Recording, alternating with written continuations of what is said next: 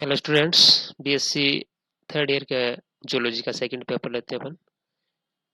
Environment and biology का chapter है ecosystem या पारिस्थितिकी तंत्र। पारिस्थितिक तंत्र क्या है? किसी भी प्राकृतिक क्षेत्र में पादप जंतुओं और पर्यावरणीय कारकों से सम्मिलित रूप से बनने वाले तंत्र को पारिस्थितिक तंत्र या इकोसिस्टम कहते हैं। यानी सजीव और उनके चारों उनके जो वातावरण है उनसे मिलकर के जिस सिस्टम का निर्माण होता है, जो एक डायनेमिक सिस्टम है, उसको अपन पारिस्थितिक तंत्र कहते हैं। वैसे तो पूरी पृथ्वी अपने आप में एक पूरा पारिस्थितिक तंत्र है, लेकिन जैसा कि हम जानते हैं पृथ्वी जो है वो विविधताओं से भरी हुई है। कहीं पर समुद्र है, कहीं पर रेगिस्तान है, पहाड़ हैं, नदियां हैं, तो अलग अलग तरह का एनवायरनमेंट है। तो इसी तरह से ये जो पारिस्थितिक तंत्र है वो भी अलग अलग प्रकार के होते हैं। उनमें अलग अलग तरह के पेड़ पौधे, जीव जंतु और पर्यावरणीय दशाएं देखने को मिलती हैं। तो आज हम इसका एक जनरल लेआउट लेंगे। सामान्य जो इसका दृष्टिकोण है उसके बारे में अपन अध्ययन करेंगे। पारिस्थितिक तंत्र जो है उस शब्द का सर्वप्रथम जो प्रयोग है वो टेंसले नामक वैज्ञानिक द्वारा किया गया था। ओडम जो एक इकोलॉजी क्षेत्र में एक बड़ा नाम है ओडम।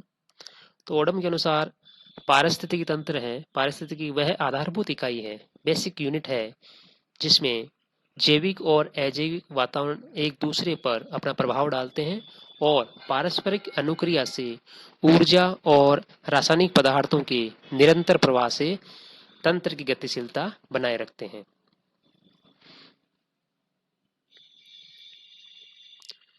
उसके बाद अपन देखते हैं टाइप्स ऑफ इकोसिस्टम क्या है।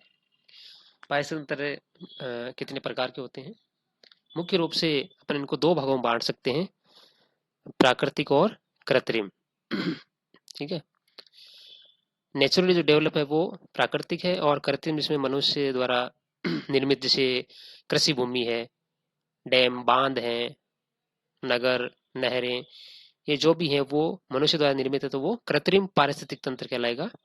और प्राकृतिक जो है वो मुख्य रूप से दो प्रकार का है फिर से। एक तो स्थलीय है जो, और दूसरा है जलीय पारिस्थितिक तंत्र। ठीक है। पृथ्वी पर मुख्य रूप से दो अवयव ज्यादा हैं, एक जमीन है, दूसरा पानी। तो स्थलीय और जलीय मोटे रूप से अपन नेचुरल को दो भागों में बांट सकते हैं। अब जलीय जो पारिस्थितिक तंत्र है वो फिर से इसको अपन दो भागों में बांट सकते हैं, स्वच्छ जलीय और समुद्रीय या लवणीय। लवण जलीय और लवण जलीय। तो स्वच्छ जलीय और समुद्रीय। स्वच्छ जलीय जो पारिस्थितिक तंत्र है उसको फिर से अपन दो भागों में डिवाइड कर सकते हैं, क्योंकि एक तो जो प्रवाहित जल है जैसे नदियां हैं, ठीक है, और दूसरा जो स्थिर जल है, ठीक है, जैसे झील है, तालाब है। तो इस प्रकार से अपन पारिस्थितिक तंत्र को अलग अलग क्षेत्रों में या भागों में को डिवाइड करके अध्ययन करते हैं, ताकि इसके अध्ययन करने की सुगमता रहती है। नेक्स्ट अपन लेते हैं कंपोनेंट्स ऑफ इकोसिस्टम। अगली जो चीज आती है वो है कि एक पारिस्थितिक तंत्र जो है उसके मुख्य घटक कौन कौन से होते हैं। तो उससे पहले अपन बात करी है, इसमें दो तरह घटक होते हैं। कोई भी पर्यावरण है, कोई भी पारिस्थितिक तंत्र है, उसमें पूरी पृथ्वी में से मुख्य रूप से मोटे रूप से अपन दो घटकों में अध्ययन करते हैं, अजैविक और जैविक घटक, या अपन कहते हैं सजीव और निर्जीव। तो अजैविक घटक जो है वो, निर्जीव जो घटक है वो उसमें आ जाते हैं। तो सभी जो निर्जीव पदार्थ है वो पारिस्थितिक तंत्र में पाए जाते हैं।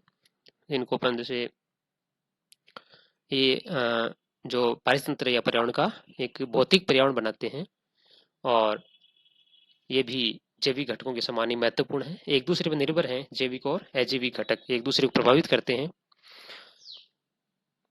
तो जो भी जैविक घटक है उनका जो डेंसिटी होगी या उनका जो डाइवर्सिटी होगी वो किस पर निर्भर करेगी? अजैविक या जो एबायोटिक फैक्टर्स हैं उन पर डिपेंड करता है। तो इनको मुख्य रूप से अपन तीन भागों में बांट सकते हैं, अकार्बनिक पदार्थ, कार्बनिक पदार्थ और जलवायु कारक। ठीक है। तो अकार्बनिक पदार्थों में क्या आएंगे? जैसे कार्बन है, हाइड्रोजन, नाइट्रोजन, पानी, गंधक, फास्फोरस, ऑक्सीजन, जो भी अकार्बनिक पदार्थ वो सारे इसके अंतर्गत आएंगे। ये अकार्बनिक पदार्थों के रूप में अजैविक घटकों का निर्माण करते हैं। ये सभी जीवन के लिए आवश्यक तत्व हैं, क्योंकि इनके सहयोग से ही जीवन उपयोगी जो कार्बनिक पदार्थ है उनका निर्माण होता है।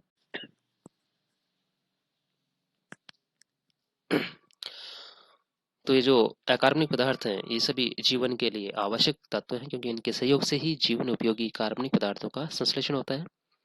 ये सभी पदार्थ जो हैं अकार्बनिक पारिस्थितिक तंत्र में चक्रीय पथों से गुजरते हैं। तो इनके साइक्लिक जो प्रोसेस को अपन जैव भू रासायनिक चक्र कहते हैं, उसके द्वारा इनकी मात्रा संतुलित रूप में इकोसिस्टम में बनी रहती है। दूसरे जो है वो है कार्बनिक पदार्थ। इकोसिस्टम में जीवों की मृत्यु के पश्चात जो पदार्थ पर्यावरण को लौटते हैं उन्हें कार्बनिक पदार्थ या कार्बनिक उत्सर्जी पदार्थ कहते हैं,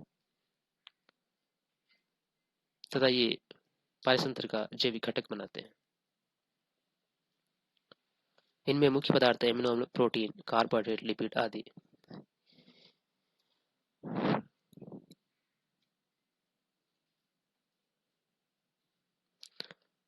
नेक्स्ट जो है वो है जलवायु कारक। यह पारिस्थितिक तंत्र का एक जटिल घटक है। इसके अंतर्गत वायु, प्रकाश, वर्षा, तापक्रम, नमी आदि भौतिक कारक आते हैं।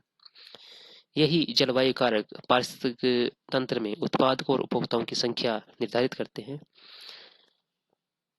तो जिस प्रकार की जलवायु होगी उसी प्रकार का समुदाय विकसित होता है, बायोडाइवर्सिटी विकसित होती है। जहाँ पर अच्छी पर्यावरण दशा है, जलवायु कारक अच्छे होते हैं, वहाँ पर सघनता सजीवों की देखने को मिलती है। तो ये इकोसिस्टम का बहुत ही महत्वपूर्ण कारक है जलवायु कारक। अगला जो घटक है वो है जैविक घटक। जैविक घटक में आएंगे सजीव समुदाय जो है, पेड़ पौधे और जीव जंतु जितने भी सब वो मिलकर जैविक घटक बनाते हैं। ये मुख्य रूप से दो प्रकार के हैं, स्वपोषी घटक और परपोषी घटक। स्वपोषी घटक से तात्पर्य है जो अपना भोजन जो है सूर्य के प्रकाश की ऊर्जा से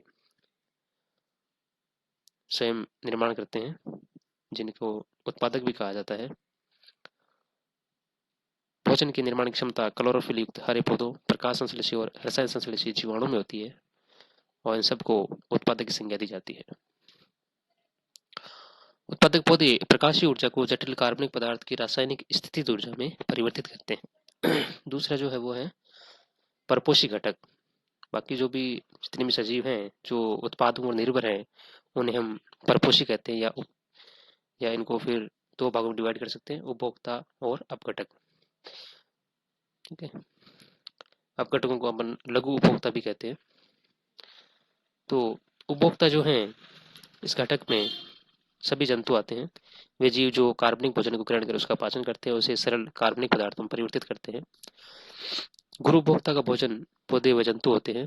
तो इनको अपन उपभोक्ताओं को फिर अपन अलग डिवाइड कर सकते हैं, प्राथमिक उपभोक्ता, द्वितीय उपभोक्ता, तृतीय उपभोक्ता। जो प्राथमिक उपभोक्ता हैं वो शाकाहारी होंगे, जो सीधे पेड़ पौधों पर निर्भर है। ठीक है, और शाकाहारी पर निर्भर है वो मांसाहारी है। एक अन्य है जो सर्वाहारी है, जो दोनों प्रकार का भोजन ग्रहण करते हैं।